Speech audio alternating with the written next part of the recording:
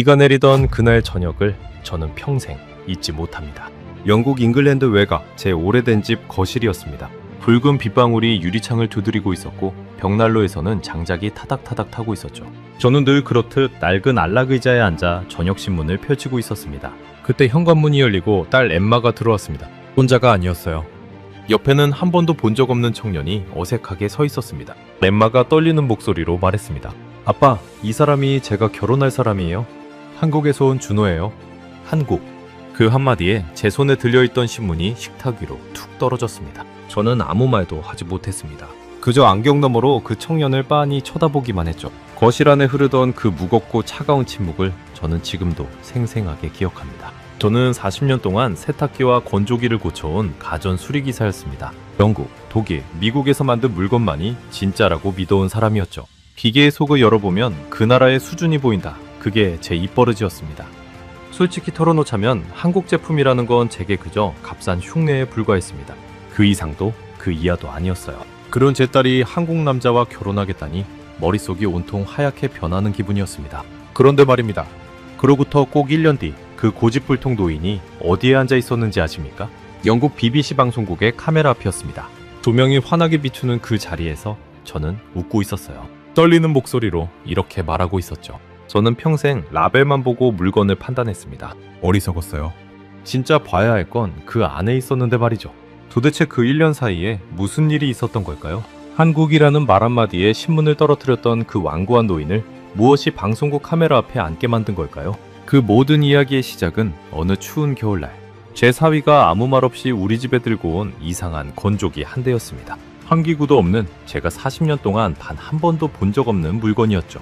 이 이야기 끝까지 보시면 가슴이 따뜻해지실 겁니다. 영상 시작 전 구독과 좋아요로 대한민국의 미래를 응원해주세요. 제 이름은 아서 콜린스입니다. 올해로 72이 되었죠.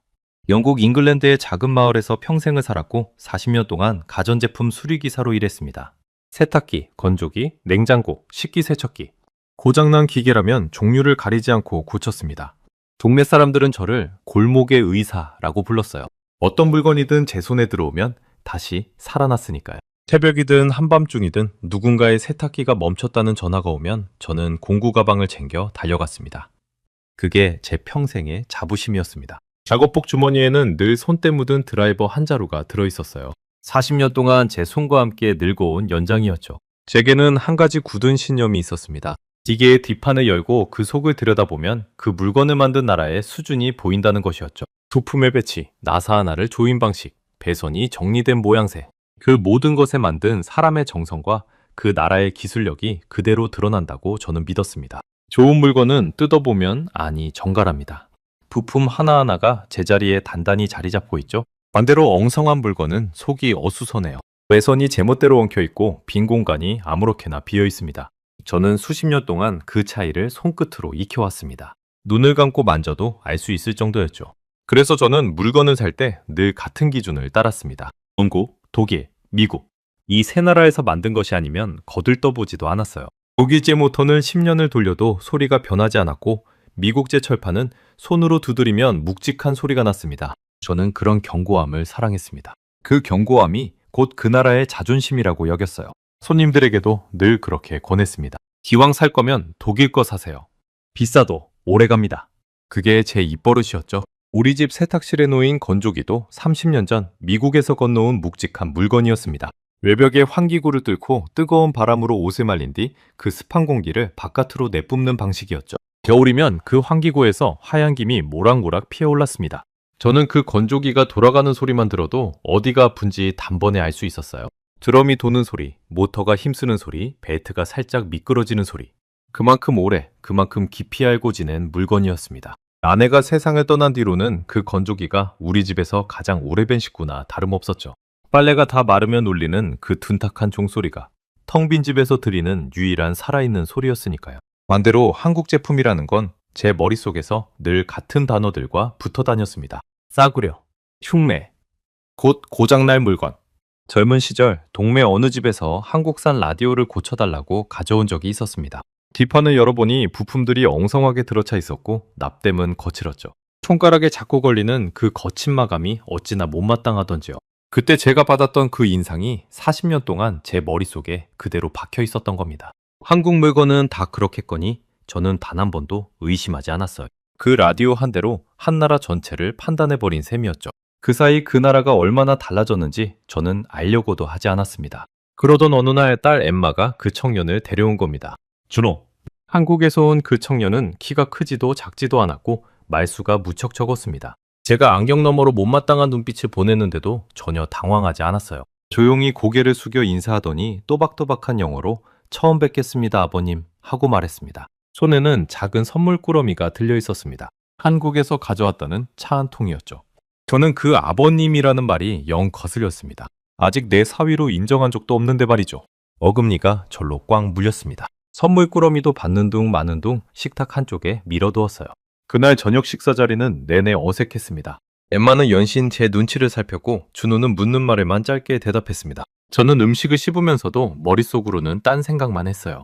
어쩌다 내 딸이 하필 한국 사람을 만났을까? 그 생각이 가슴 한 구석을 묵직한 돌덩이처럼 짓눌렀습니다.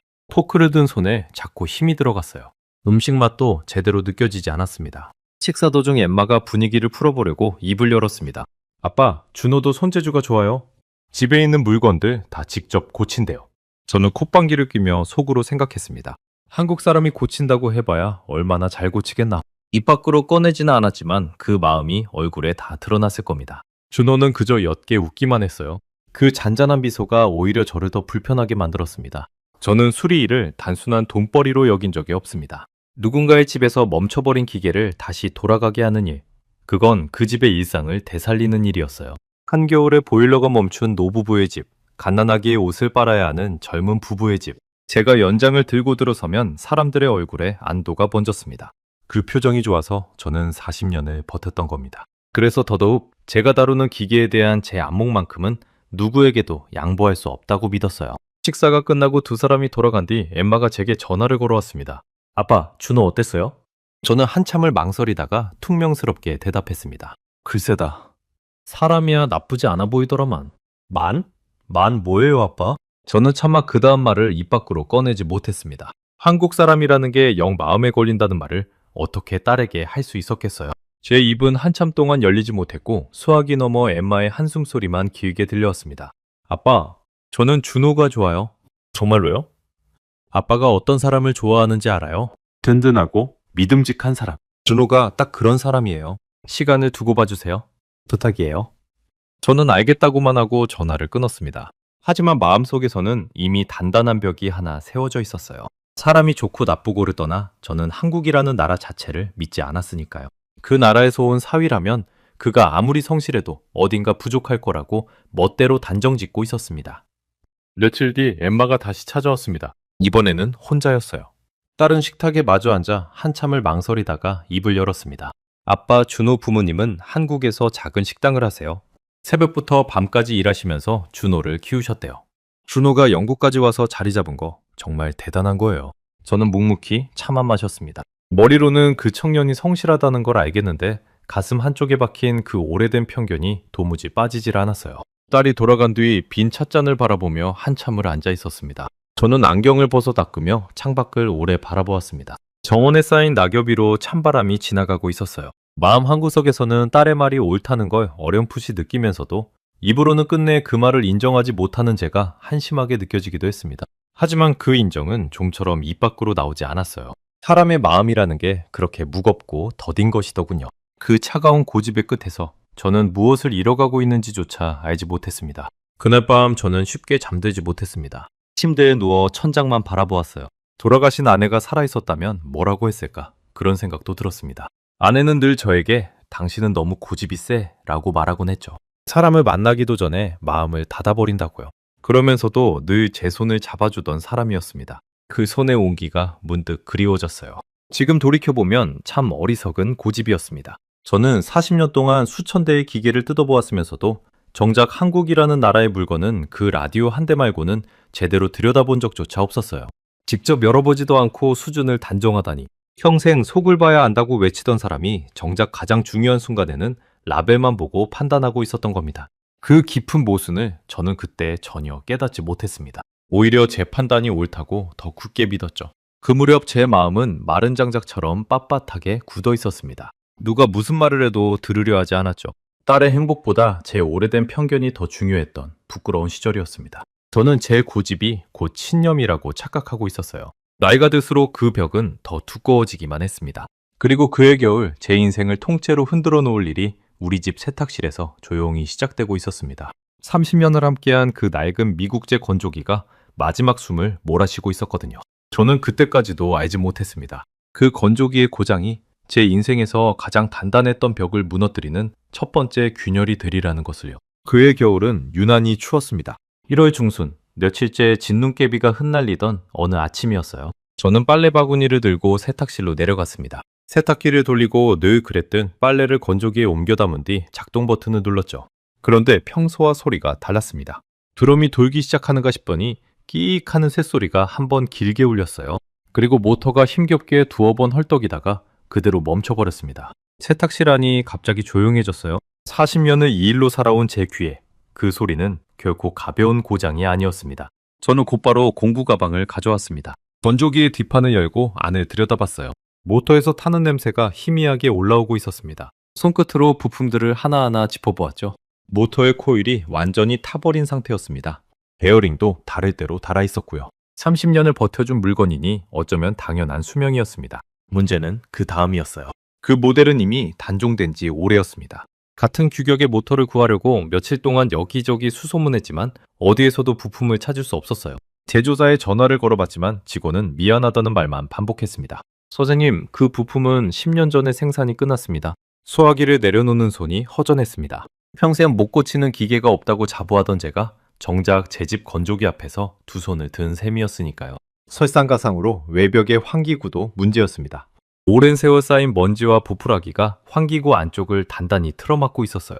겨울 내내 습기가 빠져나가지 못해 환기구 주변 벽지에 거뭇한 곰팡이까지 피어 있었습니다. 손가락으로 벽을 문지르자 축축한 기운이 그대로 묻어났어요.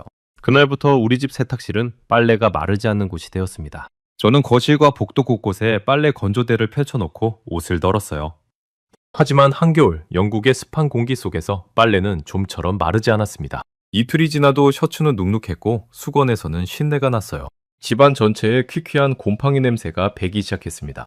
저는 코끝을 찡그리며 생각했습니다. 새 건조기를 사야 하나? 하지만 자존심이 허락하지 않았어요. 평생 기계를 고쳐온 사람이 고작 건조기 하나 못 살려서 새 것을 사야 한다니. 그 사실을 인정하는 게 영 자존심 상했던 겁니다. 그래서 저는 며칠이고 결정을 미뤘습니다. 눅눅한 옷을 입고 쉰내 나는 수건으로 얼굴을 닦으면서도요. 그 며칠 동안 저는 잠도 제대로 자지 못했습니다. 밤마다 거실에 널어둔 빨래 사이를 지나다니며 손바닥으로 셔츠를 만져보곤 했어요. 여전히 축축했습니다. 라디에이터를 켜두어도 소용이 없었어요. 오히려 그 열기에 습기가 섞여 집안 공기가 더 답답해질 뿐이었죠. 나이가 들면서 무릎이 시린데 그 눅눅한 공기가 관절 마디마디로 파고드는 것 같았습니다. 늙은 몸은 정직해서 집안의 습기를 가장 먼저 느끼더군요. 이웃집 마거릿이 우연히 들렀다가 그 광경을 보고는 혀를 찼습니다. 아서, 이게 무슨 꼴이에요? 그냥 새 건조기 하나 사요. 요즘은 좋은 게 얼마나 많은데. 저는 고집스럽게 고개를 저었습니다. 내가 40년을 이 일로 먹고 살았는데 건조기 하나 못 살려서 새 것을 산다는 게 말이 되나? 마거릿은 그런 저를 보며 한숨만 쉬었어요. 오랜 이웃이라 제 고집을 누구보다 잘 아는 사람이었죠. 그 무렵 엠마가 안부 전화를 걸어왔습니다. 저는 무심코 건조기 이야기를 꺼냈어요. 건조기가 완전히 망가졌다. 부품도 없고 환기구까지 막혔어. 집안이 온통 눅눅하구나. 그저 푸념이었습니다. 딸에게 도움을 청할 생각은 전혀 없었어요. 그런데 그로부터 사흘 뒤 토요일 오전 초인종이 울렸습니다. 문을 열어보니 준호가 서 있었습니다. 혼자였어요. 엠마는 보이지 않았습니다. 그리고 그의 곁에는 커다란 상자 하나가 놓여 있었습니다. 제 키의 절반쯤 되는 흰색의 묵직한 상자였어요. 아버님, 갑자기 찾아와서 죄송합니다. 준호가 고개를 숙이며 말했습니다. 엠마한테 건조기 이야기를 들었습니다. 마침 제가 쓰던 건조기가 한 대 더 있어서요. 도움이 될까 해서 가져왔습니다. 저는 그 상자를 내려다보았습니다. 한쪽 면에 회사 이름이 적혀 있었어요. LG, 한국 회사였습니다. 순간 제 표정이 굳었습니다. 하필이면 한국 제품이라니. 저는 떨떠름한 목소리로 물었습니다. 이게 한국 건조기인가? 네, 아버님, LG에서 만든 겁니다.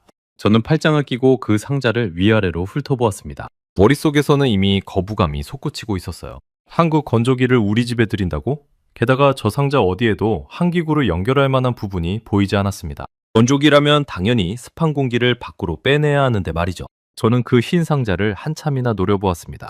표면은 매끈했고 모서리 하나하나가 정교하게 다듬어져 있었어요. 솔직히 말하면 겉모습만큼은 흠잡을 데가 없었습니다. 하지만 저는 일부러 그 점을 외면했어요. 겉만 번지르르하고 속은 부실한 게 한국 물건이라고. 그렇게 믿고 싶었으니까요. 안을 열어보기 전까지는 절대 인정하지 않겠다고 다짐했습니다. 준호는 제 떨떠름한 표정을 보면서도 전혀 서두르지 않았습니다. 화를 내거나 변명을 늘어놓지도 않았어요. 그저 차분하게 자기가 할 일을 하나씩 해나갔습니다. 그 침착함이 어딘가 낯설었어요. 보통 사람 같으면 장인의 못마땅한 눈빛 앞에서 안절부절 못했을 텐데 준호는 마치 오랫동안 이런 순간을 준비해온 사람처럼 담담했습니다. 잠깐, 이거 환기구는 어디다 연결하는 건가? 호스가 안 보이는데? 준호가 옅게 웃으며 대답했습니다. 이 건조기는 환기구가 필요 없습니다, 아버님. 저는 제 귀를 의심했습니다. 환기구가 필요 없다고?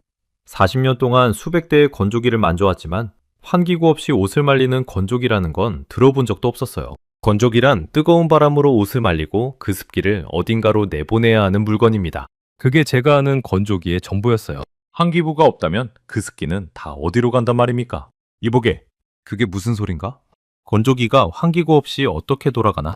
빨래에서 나온 습기는 어디로 보내고? 안에서 처리합니다, 아버님. 직접 보시면 이해가 빠르실 겁니다. 저는 어이가 없어서 헛웃음이 나왔습니다. 안에서 처리한다니. 그게 가능한 일이라면 제가 40년 동안 못 들어봤을 리가 없잖아요. 저는 속으로 단정지었습니다. 분명 무슨 과장 광고 같은 거겠지? 한국 회사들이 그럴듯한 말로 사람을 현혹하는 거라고요. 그 순간만큼은 제 오래된 편견이 오히려 더 단단해지는 기분이었습니다. 하지만 한편으로는 묘한 마음이 고개를 들기도 했어요. 환기구 없이 옷을 말린다니 그게 정말 가능한 건지 두 눈으로 확인하고 싶다는 마음이요. 40년 수리기사로 살아온 사람의 본능 같은 거였습니다. 새로운 기계를 보면 그 속이 궁금해지는 그 오래된 호기심 말이죠. 준호는 제 대답을 기다리지 않고 조용히 상자를 집 안으로 옮기기 시작했습니다. 말없이 그저 묵묵히요. 그 모습을 바라보면서 저는 팔짱을 풀지 못한 채 서 있었습니다. 거부하고 싶은 마음과 그 안을 확인해보고 싶은 마음이 제 안에서 팽팽하게 맞서고 있었거든요. 준호가 상자에서 건조기를 꺼내는 동안 저는 그 옆에 쪼그려 앉아 제품의 겉면을 손으로 쓸어보았습니다. 철판의 두께, 도어의 무게감, 손잡이가 닫힐 때의 느낌. 평생 몸에 밴 습관이었어요. 새 기계를 만나면 일단 손으로 그 무게부터 가늠해보는 거죠. 그런데 도어를 한번 여닫아 보고는 저도 모르게 고개를 갸웃했습니다. 문이 닫히는 소리가 묵직하면서도 부드러웠거든요. 싸구려 물건에서는 절대 나지 않는 소리였습니다. 저는 황급히 그 생각을 떨쳐냈어요. 소리 하나에 마음이 흔들리다니 정신 차리자고 스스로를 다그쳤습니다. 준호가 상자를 세탁실 앞에 내려놓으며 말했습니다. 설치는 제가 하겠습니다. 10분이면 됩니다, 아버님. 10분. 저는 그 말에 또 한 번 코웃음을 쳤습니다. 건조기 설치가 10분이라니. 환기구 공사만 해도 반나절이 걸리는데 말이죠. 저 청년이 이 일을 너무 쉽게 보는구나 그렇게 생각했습니다. 하지만 바로 그 10분이 제 40년 신념에 첫 균열을 대게 될 줄은 그때의 저는 꿈에도 몰랐습니다. 그 순간 세탁실 창밖으로는 여전히 진눈깨비가 흩날리고 있었고 저는 외투깃을 여미며 그 청년의 등을 가만히 바라보았습니다. 어쩌면 이 추운 겨울이 제가 평생 닫아두었던 무언가를 녹이려고 찾아온 건 아닐까. 그런 생각이 아주 잠깐 스쳤지만 저는 곧바로 고개를 가로저었습니다. 그날 흩날리던 그 진눈깨비를 저는 지금도 또렷이 기억합니다. 준호는 정말로 빠르게 움직였습니다. 환기구를 연결하지 않으니 공사를 할 것도 없었어요. 건조기를 세탁기 옆 자리에 밀어넣고 수평을 맞추고 전원 코드를 콘센트에 꽂는 것이 전부였습니다. 그리고 정말 10분 만에 준호가 손을 털며 일어섰습니다. 다 됐습니다, 아버님. 저는 그 자리에 멍하니 서 있었습니다. 10분 만에 건조기 설치가 끝났다니 제가 알던 상식으로는 도무지 이해가 되지 않았어요. 외벽에 구멍을 뚫고 호스를 연결하고 틈을 메우는 그 모든 과정이 통째로 사라진 겁니다. 환기구 구멍이 1개에서 0개가 된 셈이었죠. 저는 문득 어제까지 쓰던 그 미국제 건조기를 떠올렸습니다. 30년 전 그 물건을 처음 들였을 때 저는 외벽에 직접 구멍을 뚫었어요. 드릴로 벽돌을 갈아내고 호스를 끼우고 틈을 실리콘으로 메우느라 꼬박 하루가 걸렸습니다. 손에 물집이 잡혔고 온몸이 시멘트 가루로 뒤덮였었죠. 그게 제가 아는 건조기 설치의 전부였습니다. 그런데 준호는 드릴 한번 잡지 않고 망치 한번 들지 않고 그저 코드 하나를 꽂는 것으로 모든 걸 끝내버렸어요. 저는 그 차이가 너무 커서 한동안 말을 잇지 못했습니다. 정말 이게 다인가? 환기구도 호스도 없이? 네, 아버님. 전원만 꽂으면 어디든 설치할 수 있습니다. 집안 어느 방에 두셔도 됩니다. 저는 반신반의하며 건조기 앞으로 다가갔습니다. 빨래 바구니에 담겨있던 눅눅한 수건들을 안에 넣었어요. 솔직히 기대는 하지 않았습니다. 환기구도 없는 건조기가 제대로 옷을 말릴 리 없다고 속으로 코웃음을 치고 있었으니까요. 준호가 조잡판에서 표준 코스를 누르자 건조기가 부드러운 소리를 내며 돌아가기 시작했습니다. 그런데 그 소리부터가 달랐습니다. 제가 알던 건조기는 작동하는 내내 우렁찬 모터 소리와 함께 뜨거운 바람이 쏟아져 나왔어요. 그런데 이 건조기는 거의 속삭이듯 조용했습니다. 손을 대보니 도어 표면도 그리 뜨겁지 않았어요. 미지근한 정도였습니다. 저는 미간을 찌푸렸어요. 이렇게 미지근한 온도로 옷이 마른다고? 저는 작동 중인 건조기에 손바닥을 가만히 대보았습니다. 진동이 거의 느껴지지 않았어요. 옛날 건조기는 돌아가는 동안 세탁실 바닥이 다 울릴 정도로 덜덜거렸습니다. 그릇장의 그릇이 달그락거릴 정도였죠. 그런데 이 건조기는 손바닥의 미세한 떨림만 전해질 뿐이었어요. 저는 귀를 도어 가까이 가져다 대보았습니다. 모터가 거칠게 헐떡이는 소리 대신 컴프레서가 일정한 박자로 부드럽게 돌아가는 소리만 들렸습니다. 40년 동안 수많은 모터 소리를 들어온 제 귀에 그 소리는 무척이나 정직하고 안정적으로 들렸어요. 잘 만든 기계만이 낼 수 있는 소리였습니다. 저는 인정하기 싫었지만 그 소리를 듣는 순간 마음 한구석이 또 한 번 무너졌습니다. 준호는 제 표정을 읽었는지 차분하게 설명을 시작했습니다. 이 건조기는 히트펌프 방식입니다, 아버님.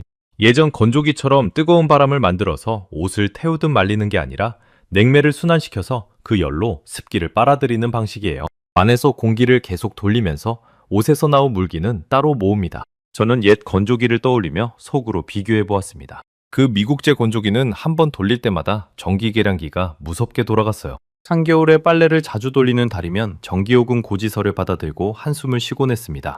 뜨거운 바람을 계속 만들어내야 하니 그만큼 전기를 많이 먹는 게 당연했죠. 그런데 이 건조기는 그 뜨거운 바람 자체를 만들지 않는다는 겁니다. 한번 데운 공기의 열을 버리지 않고 안에서 계속 돌려 쓴다고 했어요. 근호의 설명으로는 옛날 환기식 건조기에 비해 전기를 최대 65%까지 아낄 수 있다고 했습니다. 저는 그 숫자를 듣고 눈을 가늘게 떴어요. 절반도 아니고 65%라니. 그게 사실이라면 이건 단순히 옷을 말리는 기계가 아니라 완전히 다른 발상의 물건이었습니다. 저는 그 말을 절반쯤 흘려들었습니다. 무슨 냉매니 순환이니 하는 말이 그저 그럴듯한 설명처럼만 들렸거든요. 하지만 한 가지는 분명히 궁금했습니다. 그럼 옷에서 빠져나온 그 물은 도대체 어디로 가는 거지? 아버님, 이게 요즘 전 세계에서 빠르게 퍼지고 있는 방식이에요.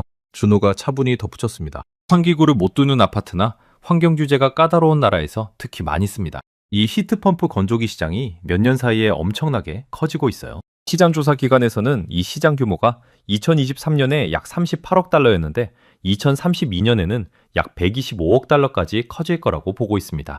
저는 그 숫자를 듣고 잠시 멍해졌어요. 10년도 안 되는 사이에 3배가 넘게 커진다는 겁니다. 제가 한국 건조기는 안 돼 하고 손살을 치는 동안 세상은 이미 이 방식으로 빠르게 옮겨가고 있었던 거예요. 저는 건조기 주변을 빙 둘러보았습니다. 어디에도 물이 새어나오는 곳이 없었어요. 그때 준호가 건조기 상단에 작은 서랍 하나를 가리켰습니다. 여기 물통이 있습니다, 아버님. 건조가 끝나면 이 안에 물이 고여 있을 거예요. 그 물만 버리시면 됩니다. 물통. 저는 그 말에 더욱 어리둥절해졌습니다. 옷에서 나온 습기가 밖으로 나가지 않고 그 작은 서랍 안에 물이 되어 고인다는 겁니다. 제 머릿속에서는 그 원리가 도무지 그려지지 않았어요. 하지만 동시에 40년 수리기사의 본능이 꿈틀대기 시작했습니다. 정말 그런지 두 눈으로 확인하고 싶어 견딜 수가 없었어요.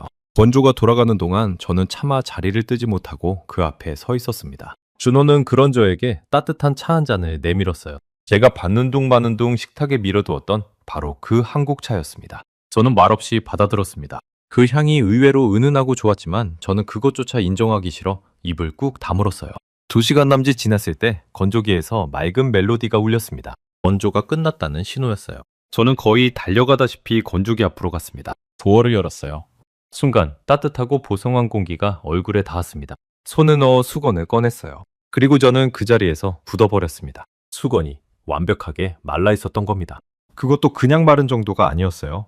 며칠 동안 거실에서 눅눅하게 시들어있던 그 수건들이 마치 새 것처럼 부드럽고 폭신하게 살아나 있었습니다. 코를 가져다 대보니 쉰내는 온데간데 없고 깨끗한 냄새만 났어요. 손가락 사이로 그 부드러운 감촉이 스며들었습니다. 저는 한참 동안 그 수건을 손에 쥐고 있었습니다. 가슴 한쪽이 묵직하게 내려앉는 기분이었어요. 환기구도 없이 미지근한 온도로 정말로 옷이 말랐습니다. 그것도 옛날 건조기보다 훨씬 더 곱게 말이죠. 그리고 저는 그 작은 서랍, 물통을 열어보았습니다. 안에는 맑은 물이 가득 고여 있었어요. 옷에서 빠져나온 습기가 정말로 그 안에서 물이 되어 모여 있었던 겁니다. 저는 그 물통을 두 손으로 들고 한참을 바라보았습니다. 이게 정말 가능한 일이었나?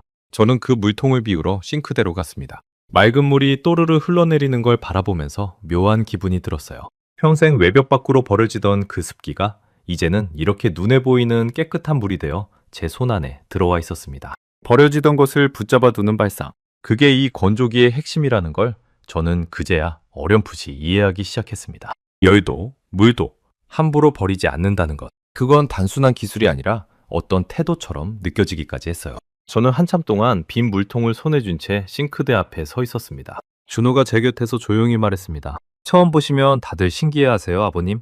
준호는 제가 신기해하는 모습을 보면서도 한 번도 우쭐대지 않았습니다. 거봐요, 한국 물건이 좋잖아요. 같은 말은 한마디도 하지 않았어요. 그저 제가 궁금해하는 부분을 차근차근 설명해 줄 뿐이었습니다. 저는 그 태도가 어딘가 마음에 걸렸어요. 제가 그동안 얼마나 무례하게 굴었는지 그 청년의 그 묵묵한 친절 앞에서 새삼 부끄러워졌거든요. 사위로 인정조차 하지 않으려던 사람에게 준호는 따지지도 원망하지도 않고 그저 자기 방식대로 다가오고 있었던 겁니다. 저는 아무 대꾸도 하지 못했습니다. 40년을 이 일로 살아왔는데 제가 모르는 세상이 이렇게나 넓었다는 사실에 정신이 아득해졌거든요. 제 손에 들린 물통 속의 물이 마치 제 오래된 신념을 비웃는 것처럼 찰랑거렸습니다. 그때 준호가 한 가지를 더 보여주었습니다. 건조기 안에서 꺼낸 제 낡은 스웨터였어요. 돌아가신 아내가 손수 떠준 제가 가장 아끼는 양모 스웨터였습니다. 사실 저는 그 스웨터를 절대 건조기에 넣지 않았어요. 옛날 건조기에 한번 넣었다가 줄어들어 못 입게 된 적이 있었거든요. 뜨거운 바람이 양모를 수축시켜버린 겁니다. 그 뒤로 저는 그 스웨터를 늘 그늘에 펼쳐서 말렸어요. 그런데 준호가 이 건조기는 저온으로 말리니까 괜찮습니다 하며 그 스웨터를 넣은 겁니다. 저는 가슴이 철렁했어요. 또 줄어들면 어쩌나 싶었거든요. 그런데 건조가 끝나고 꺼낸 스웨터는 처음 모양 그대로였습니다. 조금도 줄지 않았고 틀어지지도 않았어요. 저는 그 스웨터를 가슴에 품고 한참을 서 있었습니다. 아내의 손길이 담긴 그 옷이 다시 보송하게 살아 돌아온 것 같았거든요. 그날 저녁 준호가 돌아간 뒤에도 저는 세탁실을 떠나지 못했습니다. 건조기 앞에 의자를 가져다 놓고 앉아 그 매끈한 흰 몸체를 한참이나 들여다보았어요. 평생 한국 물건이라면 손살을부터 쳤던 제가 그 건조기 앞에서 좀처럼 일어서지 못하고 있었습니다. 머릿속에서는 한 가지 생각이 떠나지 않았어요. 이 안은 도대체 어떻게 생긴 걸까? 어떤 원리로, 어떤 부품으로 이 일을 해내는 걸까? 손끝이 근질거렸습니다. 40년 동안 단 한 번도 진지하게 열어본 적 없던 한국 제품의 속을 처음으로 제 손으로 직접 열어보고 싶다는 강렬한 충동이 일었습니다. 저는 그날 밤 쉽게 잠들지 못했습니다. 천장을 바라보며 낮에 손에 쥐었던 그 보송한 수건의 감촉을 떠올렸어요. 그리고 물통 안에서 찰랑이던 그 맑은 물도요. 제가 평생 믿어온 한국 싸구려라는 공식이 그 작은 물통 하나에 금이 가기 시작하는 소리가 들리는 듯 했습니다. 그날 밤 침대에 누워서도 저는 자꾸만 그 물통 속의 맑은 물이 떠올랐습니다. 그리고 40년 전 그 한국산 라디오도 떠올랐어요. 그때 제가 본 거친 납땜, 엉성한 부품들. 저는 그 한 대를 보고 한국이라는 나라 전체를 영원히 싸구려로 못 박아버렸던 겁니다. 그런데 지금 제 세탁실에 놓인 그 건조기는 제가 40년 동안 봐온 어떤 영국제, 독일제, 미국제 건조기보다도 앞서 있었어요.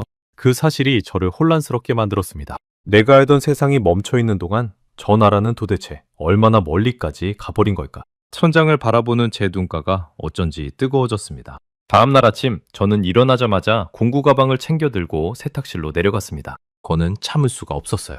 이 건조기의 뒷판을 직접 열어봐야겠다고 마음먹은 겁니다. 평생 제 신념의 잣대였던 그 방식으로 한국 기술의 진짜 속살을 마주할 시간이 다가오고 있었습니다. 그날 아침 세탁실의 공기는 차가웠지만 제 손끝은 묘하게 달아올라 있었습니다. 저는 건조기를 벽에서 살짝 떼어내고 뒷면이 잘 보이도록 돌려 세웠어요. 그리고 손때 묻은 그 드라이버를 꺼내 들었습니다. 40년을 제 손과 함께 늙어온 연장이었죠. 그 드라이버로 처음으로 한국 제품의 속을 열려는 순간이었습니다. 사실 저는 그 뒷판을 열기까지 한참을 망설였습니다. 만약 안이 엉성하고 부실하다면 차라리 마음이 편할 것 같았어요. 거봐, 역시 한국 물건은 이 정도지 하고 제 오래된 신념을 다시 한번 확인할 수 있을 테니까요. 그런데 동시에 두려운 마음도 있었습니다. 만약 그 반대라면, 만약 그 안이 제 예상을 완전히 뒤엎을 만큼 잘 만들어져 있다면, 그럼 저는 40년 동안 쌓아온 제 신념을 제 손으로 직접 부숴야 하는 거였으니까요. 72의 나이에 자기 신념이 틀렸다고 인정하는 일이 얼마나 무거운 건지 아십니까? 저는 그 무게가 두려워 드라이버를 든 손을 한참이나 허공에 멈춰두었습니다. 나사를 하나씩 풀어나갔습니다. 그런데 나사를 푸는 순간부터 뭔가 달랐어요. 나사머리가 어찌나 정밀하게 깎였는지 드라이버가 한 번에 딱 들어맞았습니다. 헐겁지도 뻑뻑하지도 않았어요. 40년 동안 수천 개의 나사를 풀어온 제 손이 그 작은 차이를 단번에 알아챘습니다. 나사 하나에도 만든 사람의 정성이 배어 있었던 겁니다. 첫 번째 나사를 완전히 빼낸 뒤 저는 그것을 손바닥에 올려놓고 한참을 들여다보았습니다. 나사산 하나하나가 균일하게 깎여 있었어요. 도금도 고르게 입혀져 있었고요. 별거 아닌 나사 한 개에서도 그 물건을 만든 사람들의 태도가 보였습니다. 대충 만든 물건은 나사부터 다릅니다. 어떤 건 헐겁고 어떤 건 머리가 뭉개져 있죠. 그런데 이 건조기의 나사는 열 몇 개가 전부 똑같았어요. 마치 한 사람이 같은 정성으로 하나하나 조여놓은 것처럼요. 저는 그 나사들을 작은 접시에 가지런히 모아두었습니다. 함부로 다룰 수가 없었거든요. 뒷판을 들어올렸습니다. 그리고 그 안을 들여다본 순간 저는 숨을 멈췄습니다. 정갈했습니다. 그 한마디밖에 떠오르지 않았어요. 부품들이 빈틈없이 그러면서도 여유 있게 제자리를 지키고 있었습니다. 배선은 색깔별로 가지런히 묶여 있었고 어디 하나 어수선한 구석이 없었어요. 40년 전 그 한국산 라디오의 거친 속과는 같은 나라 물건이라고 믿기지 않을 만큼 달랐습니다. 아니, 제가 평생 최고로 쳤던 독일제 건조기의 속보다도 더 정돈되어 있었어요. 제 시선이 한가운데에 자리 잡은 부품에 멈췄습니다. 컴프레서였어요. 냉매를 압축하는 그 심장 같은 부품. 그런데 제가 알던 컴프레서와 모양이 달랐습니다. 저는 안경을 고쳐 쓰고 더 가까이 들여다봤어요. 그리고 깨달았습니다. 실린더가 하나가 아니라 두 개였습니다. 저는 그 자리에서 한참을 멈춰 있었습니다. 실린더가 두 개라는 게 무슨 의미인지 40년 경력의 제 머리는 단번에 알아챘거든요. 실린더가 둘이면 냉매를 한 번에 더 많이, 더 부드럽게 순환시킬 수 있습니다. 그만큼 효율이 높아지고 옷감에 맞춰 건조 강도를 정교하게 조절할 수 있다는 뜻이었어요. 듀얼 인버터 히트펌프.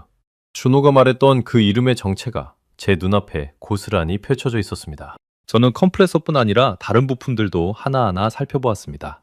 열을 옮기는 응축기는 촘촘한 금속 날개가 자로잰 듯 가지런히 배어되어 있었어요. 옷에서 빨아들인 습기가 물이 되어 흐르는 관은 단 한 방울도 새지 않도록 이음새가 단단히 밀봉되어 있었습니다. 저는 그 관을 손가락으로 따라가 보았어요. 어디 하나 대충 처리한 곳이 없었습니다. 40년 수리기사의 눈으로 봐도 흠을 잡으려야 잡을 수가 없었어요. 저는 평생 흠을 잡는 게 일이었던 사람입니다. 고장의 원인을 찾아내고 부실한 부분을 짚어내는 게 제 밥벌이였죠. 그런데 그 건조기 앞에서는 제 그 날카로운 눈이 아무 일도 하지 못했습니다. 손이 가늘게 떨려왔습니다. 저는 그 컴프레서를 손끝으로 조심스럽게 쓸어보았어요. 매끄럽고 단단한 금속의 감촉이 손끝을 타고 전해졌습니다. 이건 흉내가 아니었습니다. 어디선가 베껴온 물건이 아니었어요.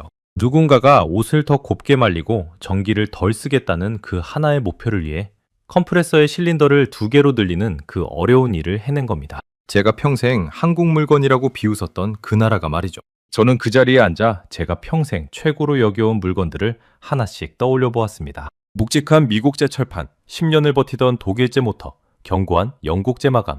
그것들은 분명 훌륭했어요. 하지만 그것들은 튼튼하게 오래 쓰는 데에 머물러 있었습니다. 반면 제 눈앞의 이 건조기는 아예 다른 지문에서 출발한 물건이었어요.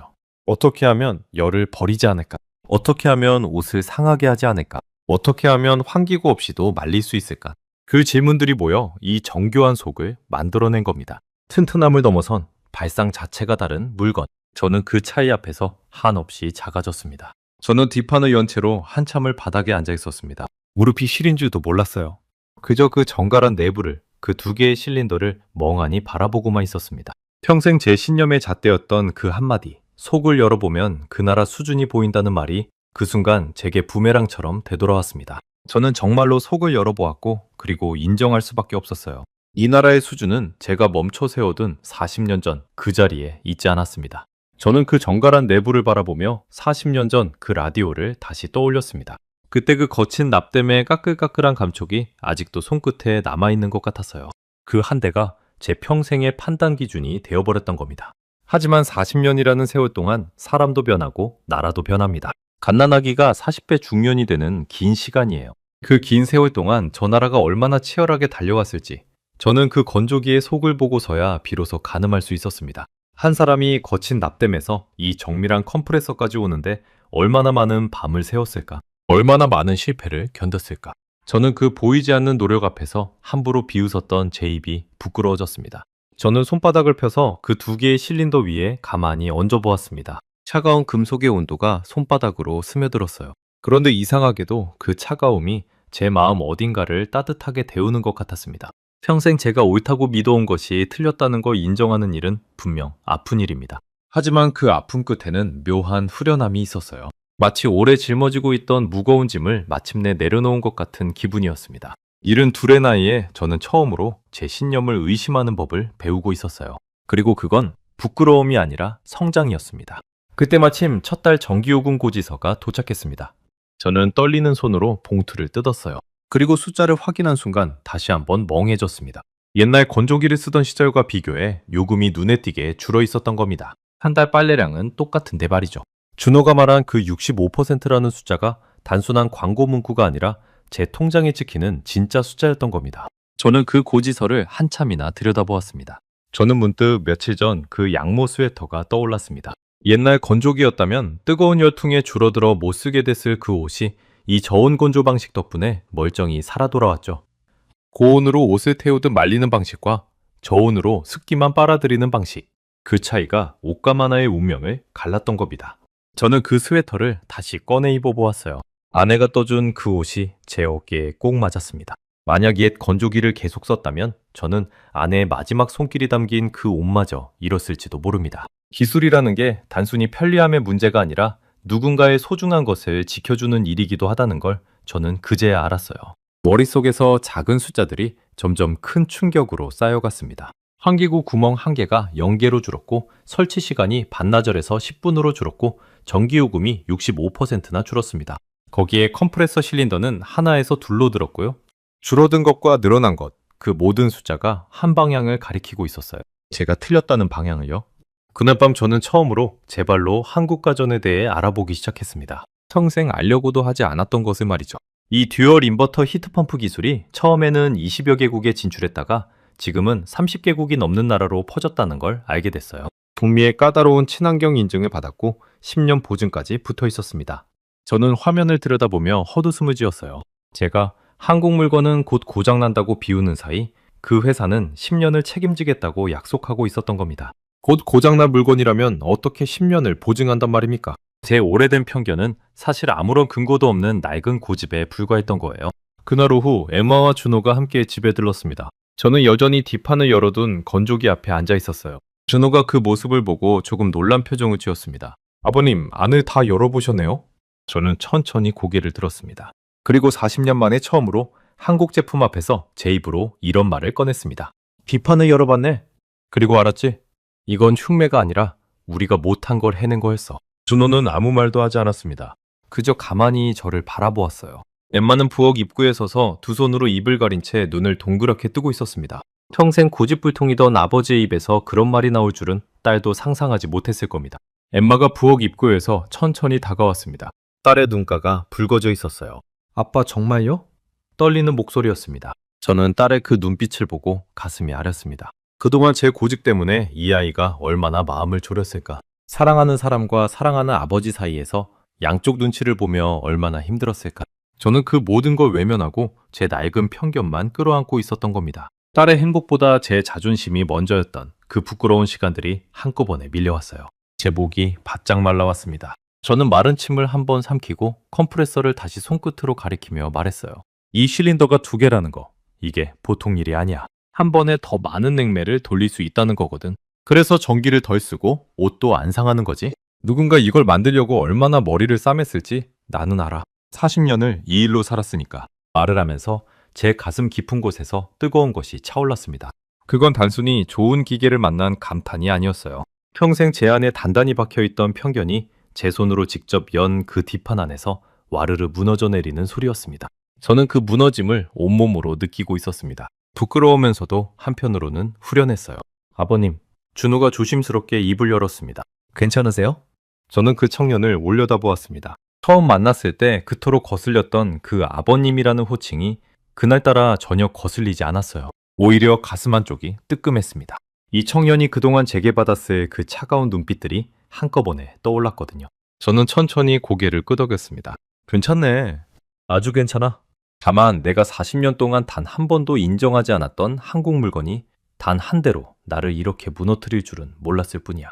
준호는 그제야 옅게 미소를 지었습니다. 아버님이 직접 열어보고 인정해 주시니 저는 그게 제일 기쁩니다. 한국에서도 이 컴프레서 하나 만들려고 수많은 사람들이 밤낮 없이 매달렸거든요. 제 아버지 세대가 공장에서 흘린 땀이 이런 물건으로 이어진 거예요. 그 말에 저는 가슴이 뭉클해졌습니다. 거친 납땜의 라디오에서 이 정밀한 건조기까지 그 사이에는 수많은 사람들의 이름 없는 노력이 켜켜이 쌓여 있었던 겁니다. 저는 그 세월의 무게 앞에서 고개가 절로 숙여졌어요. 누군가의 아버지가 흘린 땀이 누군가의 아들 손에 들려 제 집까지 왔다는 사실이 묘하게 마음을 흔들었습니다. 그날 제 세탁실 바닥에서 무너진 것은 단순한 편견이 아니었습니다. 그건 제가 40년 동안 쌓아 올린 세상을 보는 낡은 방식 그 자체였어요. 저는 뒷판을 다시 덮으며 생각했습니다. 이제 이 건조기를 닫고 나면 저는 더 이상 어제의 제가 아닐 거라고요. 하지만 그날 저는 아직 깨닫지 못한 것이 있었습니다. 제가 진짜로 받아들여야 할 것은 이 건조기가 아니라 그것을 말없이 들고 온 한 사람이라는 사실을요. 그 깨달음은 며칠 뒤 준호와 단둘이 마주 앉은 자리에서 비로소 찾아오게 됩니다. 그로부터 닷새 뒤 토요일 저녁이었습니다. 저는 준호에게 따로 전화를 걸었어요. 혼자 올 수 있겠나? 자네하고 둘이서 할 이야기가 있어서. 수화기 너머로 잠깐의 침묵이 흘렀습니다. 준호는 조금 긴장한 목소리로 알겠다고 답했어요. 아마 또 무슨 꾸중을 들을까 걱정했을 겁니다. 그동안 제가 보여준 모습이 그랬으니까요. 그날 밤 준호가 우리 집에 왔습니다. 저는 벽난로에 장작을 더 넣고 2개의 잔에 따뜻한 차를 따랐어요. 그가 처음 가져왔던 제가 받는 둥 마는 둥 했던 바로 그 한국차였습니다. 이번에는 제가 직접 우려서 그에게 건넸죠. 준호가 조금 놀란 표정으로 잔을 받아들었습니다. 우리는 한동안 말없이 차만 마셨습니다.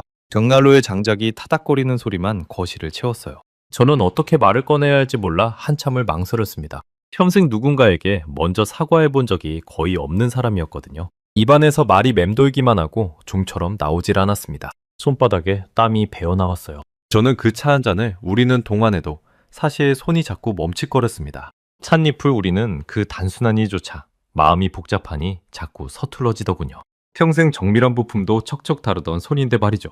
그만큼 그날 제가 꺼내려는 말의 무게가 컸던 겁니다. 사과라는 게 이렇게 어려운 일인 줄 저는 이른이 넘어서야 처음 배웠습니다. 마침내 저는 입을 열었습니다. 준호, 자네한테 할 말이 있네. 준호가 조용히 저를 바라보았습니다. 내가 자네를 처음 봤을 때 나는 자네라는 사람을 본 게 아니었어. 자네 뒤에 붙은 한국이라는 딱지만 봤지? 그게 다였어? 자네가 어떤 사람인지, 우리 엠마를 얼마나 아끼는지 그런 건 들여다볼 생각도 안 했네. 40년 동안 기계의 속은 그렇게 열심히 들여다봤으면서 정작 사람의 속은 한 번도 열어보려 하지 않았던 거야. 제 목소리가 가늘게 떨렸습니다. 저는 잠시 숨을 고르고 말을 이었어요. 내가 미워한 건 자네가 아니었네. 내가 모르는 세상이었어. 내가 멈춰 서 있는 동안 저만치 앞서가 버린 그 낯선 세상이 두려웠던 거지. 그걸 인정하기 싫어서 애꿎은 자네한테 화살을 돌렸던 거야. 미안하네. 정말로 미안해. 말을 마치자 제 어깨에서 무거운 침 하나가 툭 떨어져 나가는 기분이었습니다. 40년 묵은 고집을 입 밖으로 꺼내놓는 일이 이렇게 후련할 줄은 몰랐어요. 준호의 눈가가 붉어졌습니다. 그는 한참을 고개 숙이고 있다가 천천히 입을 열었어요. 아버님, 사실 저는 그 건조기를 일부러 가져온 거였습니다. 저는 그 말에 차를 마시려던 손을 멈췄습니다. 엠마한테 아버님 건조기가 고장났다는 이야기를 듣고 며칠을 고민했어요. 그냥 새 제품을 사드릴 수도 있었죠. 하지만 그건 아버님 마음을 여는 방법이 아니라고 생각했습니다. 아버님이 평생 기계를 만지며 살아오신 분이라는 걸 엠마한테 들었거든요. 그래서 생각했어요. 말로 100번 설득하는 것보다 아버님이 직접 만지고 열어보실 수 있는 물건 하나를 가져다 드리는 게 낫겠다고요. 제 가슴이 쿵하고 내려앉았습니다. 저는 아버님께 한국이 대단하다는 걸 자랑하고 싶었던 게 아니에요. 그저 아버님이 저를 한 번만 제대로 봐주셨으면 했습니다. 닦지 말고 사람으로요. 그 건조기는 그냥 핑계였어요. 제 진심을 전할 작은 핑계요. 저는 그 자리에서 한참 동안 아무 말도 하지 못했습니다. 그 청년이 그토록 깊은 생각으로 그 무거운 상자를 들고 우리 집 계단을 올라왔다는 걸 그제 알았거든요. 저는 그동안 그 진심을 차가운 눈빛으로만 받아냈던 겁니다. 저는 그제야 알았습니다. 그동안 제가 준호에게 보였던 그 차가운 태도가 사실은 제 안의 두려움을 감추기 위한 갑옷이었다는 걸요. 변해버린 세상, 제가 따라가지 못한 세상에 대한 두려움, 그리고 늙어가면서 점점 좁아지는 제 세계에 대한 불안. 저는 그 두려움을 인정하는 대신 만만한 대상에게 화살을 돌렸던 겁니다. 가장 가까이 다가온 가장 따뜻한 사람에게 말이죠. 그 사실을 깨닫자 가슴이 미어졌습니다. 눈시울이 뜨거워졌습니다. 72 노인의 눈에 물기가 차오르는 게 부끄러워 저는 얼른 안경을 벗고 손등으로 눈가를 훔쳤어요. 하지만 한번 차오른 감정은 쉽게 가라앉지 않았습니다. 이 사람아. 저는 겨우 목소리를 짜냈습니다. 자네는 그 무거운 걸 들고 와서 내 차가운 얼굴을 마주하면서도 단 한 번도 화를 내지 않았어. 어떻게 그럴 수가 있었나? 준호가 옅게 웃으며 답했습니다. 엠마가 사랑하는 아버님이니까요. 제게도 소중한 분이 될 분이잖아요. 준호는 잠시 말을 고르더니 조용히 덧붙였습니다. 사실 한국에서도 처음에는 외국 제품을 따라가기 바빴어요. 좋은 기술은 다 밖에서 들여왔죠. 그런데 누군가는 생각했대요. 언제까지 따라가기만 할 거냐고. 우리도 우리만의 걸 만들어 보자고요. 그렇게 수십 년을 매달린 끝에 이런 물건이 나온 거예요. 그래서 저는 이 건조기가 그냥 가전제품으로 보이지 않아요. 누군가의 오랜 꿈 같은 거거든요. 저는 그 말을 들으며 제 잔속에 비친 제 얼굴을 가만히 들여다보았습니다. 따라가던 사람이 어느새 앞서가는 사람이 되기까지 그 사이의 세월이 얼마나 고됐을지 짐작조차 되지 않았어요. 그 한마디에 저는 끝내 참았던 눈물을 흘리고 말았습니다. 평생 단단하기만 했던 제 마음의 마지막 벽이 그 순간 완전히 허물어졌어요. 제가 40년 동안 그토록 단단하게 쌓아올린 편견이 결국 무너진 건 건조기 한 대 때문이 아니었습니다. 그 건조기를 핑계 삼아 묵묵히 제 곁으로 다가와준 한 사람의 진심 때문이었어요. 생각해보면 그 변화는 건조기 한번 돌려본 그 1시간 반 만에 일어난 게 아니었습니다. 은호가 처음 우리 집에 와서 고개 숙여 인사하던 순간부터, 차가운 식사 자리에서도 옅게 웃어주던 그 순간부터, 그리고 말없이 그 무거운 상자를 들고 와준 그 순간까지 그 모든 시간이 켜켜이 쌓여 마침내 제 마음을 연 거였습니다. 단지 제가 너무 늦게 그걸 알아챘을 뿐이죠. 저는 그동안 준호에 대해 제가 알고 있던 것이 얼마나 적었는지 새삼 깨달았습니다. 이름과 국적, 그리고 손재주가 좋다는 것 정도. 그게 전부였어요. 한 사람을 그렇게 얕게 알면서도 저는 그를 다 안다는 듯이 단정짓고 밀어냈던 겁니다. 40년 동안 기계의 가장 깊은 속까지 들여다봐온 사람이 정작 제 딸이 사랑하는 사람의 마음 한 자락도 들여다보려 하지 않았다니. 그 모순이 그날 밤 저를 무겁게 짓눌렀어요. 그때 부엌 쪽에서 작은 인기척이 났습니다. 엠마였어요. 사실 그날 딸도 함께 왔는데 우리 둘만의 시간을 주려고 부엌에 조용히 있었던 겁니다. 딸은 두 손으로 얼굴을 감싼 채 소리 없이 울고 있었습니다. 아버지와 사랑하는 사람이 마침내 마음을 나누는 그 장면을 딸은 부엌 문틈으로 지켜보고 있었던 거예요. 저는 자리에서 일어나 엠마에게 다가갔습니다. 그리고 딸을 가만히 안아주었어요. 미안하다 엠마. 그동안 너를 많이 힘들게 했지. 이 못난 아비가 너무 늦게 철이 들었구나. 딸은 제 품에 안겨 한참을 흐느꼈습니다. 그 작은 어깨가 들썩이는 걸 느끼며 저는 제가 그동안 얼마나 어리석었는지 다시 한번 절감했어요. 어릴 적 무릎에 앉혀 재우던 그 작은 아이가 어느새 사랑하는 사람을 데려올 만큼 자랐는데 저는 그 자리에 함께 기뻐해주지 못했던 겁니다. 다행히 너무 늦지는 않았다는 생각에 저는 딸을 더 꼭 안았습니다. 그날 밤 우리 셋은 늦도록 거실에 앉아 이야기를 나눴습니다. 준호의 한국 이야기, 식당을 하시는 부모님 이야기, 그가 어떻게 영국까지 와서 자리를 잡았는지. 저는 처음으로 그 모든 이야기에 귀를 기울였습니다. 그동안 단 한 번도 궁금해하지 않았던 한 사람의 인생이 그날 밤 제 마음속으로 천천히 들어왔어요. 이야기를 듣다 보니 준호와 저는 닮은 구석이 많았습니다. 둘 다 손으로 무언가를 만들고 고치는 걸 좋아했고 둘 다 묵묵히 자기 일을 해나가는 사람이었어요. 어쩌면 저는 제 젊은 시절과 닮은 그 청년을 더 빨리 알아봤어야 했는지도 모릅니다. 딱지만 보지 않았다면 말이죠. 사실 저는 평생 나이가 들수록 사람은 변하지 않는다고 믿어왔습니다. 이른이 넘으면 그저 가진 생각대로 굳어가는 거라고요. 그런데 그날 밤 저는 제가 변하는 걸 느꼈습니다. 72의 나이에도 사람은 변할 수 있더군요. 단단한 줄로만 알았던 마음이 진심 앞에서는 이렇게 부드럽게 풀어질 수 있다는 걸요. 그 깨달음이 저를 오히려 젊어지게 만드는 것 같았습니다. 이야기를 나누다 문득 저는 돌아가신 아내가 떠올랐습니다. 아내가 살아있었다면 분명 누구보다 먼저 준호를 따뜻하게 안아주었을 거예요. 거봐요, 당신 고집 부리지 말라니까 하면서 저를 나무랐겠죠. 그 다정한 잔소리가 그날따라 사무치게 그리웠습니다. 어쩌면 아내가 하늘에서 이 고집불통 남편의 마음을 열어주려고 이 모든 인연을 보내준 건 아닐까. 그런 생각마저 들었어요. 거실 한쪽에 걸린 아내의 사진을 바라보며 저는 마음속으로 조용히 말했습니다. 이제야 철이 들었다고, 늦어서 미안하다고요. 밤이 깊어 두 사람이 돌아갈 때 저는 현관까지 나가 배웅했습니다. 준호가 차에 오르기 전 저는 그의 손을 잡았어요. 평생 기계만 만지던 제 거친 손과 그의 따뜻한 손이 맞닿았습니다. 잘 가게 아들. 처음으로 그를 아들이라고 불렀습니다. 준호의 눈이 다시 한번 붉어졌어요. 그들이 떠난 뒤 저는 다시 세탁실로 내려갔습니다. 그 건조기 앞에 한참을 서 있었어요. 이제 그 물건은 제게 단순한 가전이 아니었습니다. 한 청년의 진심이 담긴 우리 가족이 다시 하나가 된 증거였죠. 저는 그 매끈한 흰 몸체를 손바닥으로 가만히 쓸어보았습니다. 고맙다는 말이 저절로 입에서 흘러나왔어요. 물건에게 건넨 말이었지만 사실은 그 물건을 들고 와준 사람에게, 그리고 그 물건을 만든 이름 모를 사람들에게 건네는 인사이기도 했습니다. 세탁실의 작은 불빛 아래 저는 오래도록 그 자리를 떠나지 못했어요. 하지만 이 이야기는 우리 집 세탁실에서 끝나지 않았습니다. 제 변화가 어쩌다 동네에 알려지고 그것이 뜻밖의 곳까지 가닿게 되거든요. 평생 카메라 앞에 서본 적 없던 이 늙은 수리공이 어쩌다 방송에까지 나가게 되었는지 그 마지막 이야기를 들려드리겠습니다.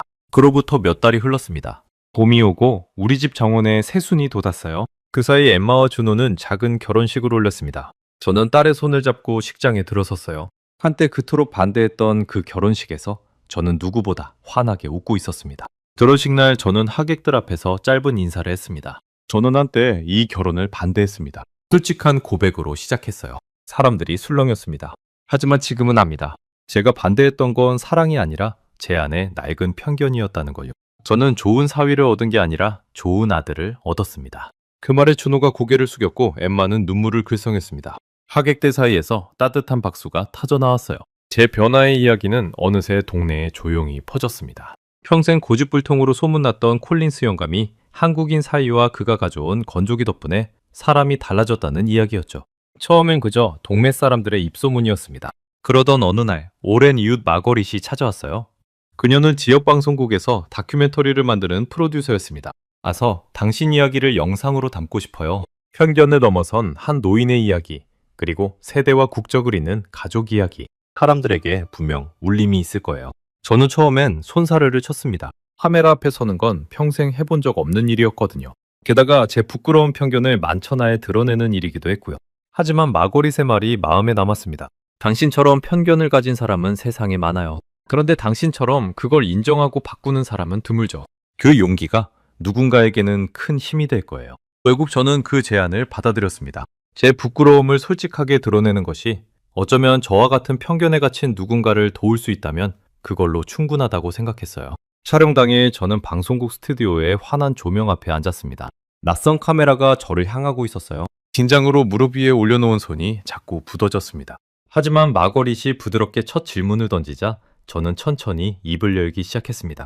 저는 모든 이야기를 솔직하게 털어놓았습니다. 40년 전 그 라디오 한 대로 한 나라를 통째로 판단해버린 일, 딸이 한국 사위를 데려왔을 때 신문을 떨어뜨리던 그 순간, 고장난 건조기 앞에서 자존심을 부리던 일, 그리고 사위가 말없이 들고 온 그 건조기의 뒷판을 열어보던 그 순간까지, 그리고 카메라를 똑바로 바라보며 저는 이렇게 말했습니다. 저는 평생 라벨을 보고 물건을 판단했습니다. 진짜 봐야 할 건 그 안에 있었는데 말이죠. 기계의 안도, 사람의 안도, 저는 한 번도 제대로 들여다보지 않았어요. 어리석었습니다. 스튜디오 안이 잠시 조용해졌습니다. 마거릿의 눈도 촉촉해져 있었어요. 저는 말을 이었습니다. 제가 깨달은 건 하나입니다. 기술은 국적을 묻지 않는다는 것. 좋은 물건은 그저 좋은 물건일 뿐이고 그걸 만든 사람들의 정성에는 국경이 없다는 것. 제가 한국이라는 딱지에 갇혀보지 못했던 그 진실을 이른둘이 되어서야 알았습니다. 늦었지만 알게 되어 정말 다행이라고 생각해요. 촬영을 마치고 스튜디오를 나서는데 마거릿이 제 어깨를 두드리며 말했습니다. 아서 오늘 정말 용감했어요. 저는 고개를 저었습니다. 용감한 건 내가 아니라 그 무거운 상자를 들고 내 차가운 문 앞에 섰던 그 청년이지. 정말 그랬습니다. 진짜 용기는 거창한 말이 아니라 묵묵히 다가오는 작은 행동 안에 있었어요. 저는 그 사실을 그 청년에게서 배웠습니다. 그 다큐멘터리는 지역 방송을 통해 전파를 탔습니다. 반응은 제 예상을 훨씬 뛰어넘었어요. 수많은 사람들이 제 이야기에 공감해 주었습니다. 저도 그런 편견이 있었어요. 부모님 생각이 났습니다. 그런 메시지들이 방송국으로 쏟아졌다고 합니다. 방송이 나간 뒤 동네 가게에서 마주치는 사람들이 저를 보고 먼저 인사를 건네기 시작했습니다. 한 젊은이는 제게 다가와 이렇게 말하기도 했어요. 어르신, 방송 봤습니다. 저도 사실 어떤 나라 물건이라면 무조건 색안경부터 끼고 봤거든요. 그런데 어르신 이야기를 듣고 제가 부끄러워졌습니다. 저는 그 청년의 어깨를 토닥였습니다. 제 부끄러운 고백이 누군가에게는 작은 거울이 되어준 거예요. 그것만으로도 카메라 앞에 선 보람이 충분했습니다. 지금 그 히트펌프 건조기 기술은 전 세계 30개가 넘는 나라로 뻗어나가고 있습니다. 제가 한국 건조기는 안 돼 하고 손살에 치던 그 사이에도 그 작은 물통 속에 습기를 가두는 기술은 조용히 그러나 멈추지 않고 세계로 퍼져나가고 있었던 거예요. 환기구를 뚫지 못하는 도시의 좁은 집에서 환경을 생각하는 먼 나라의 가정에서 지금 이 순간에도 그 건조기들이 조용히 돌아가고 있을 겁니다. 이제 손주가 태어났습니다. 엠마와 준호의 아이예요. 저는 그 작은 아이를 품에 안고 종종 세탁실로 내려가곤 합니다. 그 건조기는 여전히 그 자리에서 부드러운 소리를 내며 돌아가고 있어요. 아이의 작은 옷가지들이 그 안에서 보송보송하게 말라 나옵니다. 저는 따뜻하게 마른 손주의 베네 쪼고리를 손주의 뺨에 가져다 댑니다. 그 보드라운 감촉에 아이가 까르르 웃어요. 그 웃음소리가 세탁실을 가득 채울 때면 저는 세상에서 가장 부유한 노인이 된 기분이 듭니다. 가끔 손주를 안고 그 건조기를 바라볼 때면 저는 생각합니다. 이 아이는 저처럼 살지 않았으면 좋겠다고요. 사람을, 물건을, 세상을 겉에 붙은 딱지로 판단하지 않는 사람으로 자라기를. 무엇이든 직접 들여다보고 마음을 열고 받아들일 줄 아는 사람이 되기를요. 그게 제가 이 늦은 나이에 깨달은 가장 소중한 가르침이니까요. 준호는 이제 저를 진짜 아버지처럼 따릅니다. 주말이면 함께 세탁실에서 이런저런 기계를 만지작거리며 시간을 보내 평생 혼자 기계를 고치던 제게 처음으로 그 일을 함께 나눌 사람이 생긴 겁니다. 제 거친 손과 그의 손이 같은 부품 위에서 나란히 움직일 때 저는 비로소 제 인생의 빈자리 하나가 채워지는 걸 느낍니다. 평생 저는 물건의 속을 열어 그 진가를 알아보는 사람이라고 자부했습니다. 하지만 정작 가장 중요한 건 사람의 마음을 열어 그 진심을 알아보는 일이었어요. 한 대의 건조기가 한 청년의 진심이 그리고 제 딸의 사랑이 40년 묵은 이 늙은이의 다친 마음을 끝내 열어주었습니다. 기술에는 국경이 없고 진심에도 국적이 없습니다. 그 단순한 진실을 깨닫는데 저는 72회가 걸렸지만 여러분은 부디 저보다 일찍 마음의 뒷판을 열어보시길 바랍니다. 그 안에서 분명 생각지도 못한 따뜻한 무언가를 발견하게 될 테니까요. 저는 다음 시간에도 전 세계를 놀라게 할 대한민국의 이야기로 다시 찾아뵙겠습니다. 감사합니다.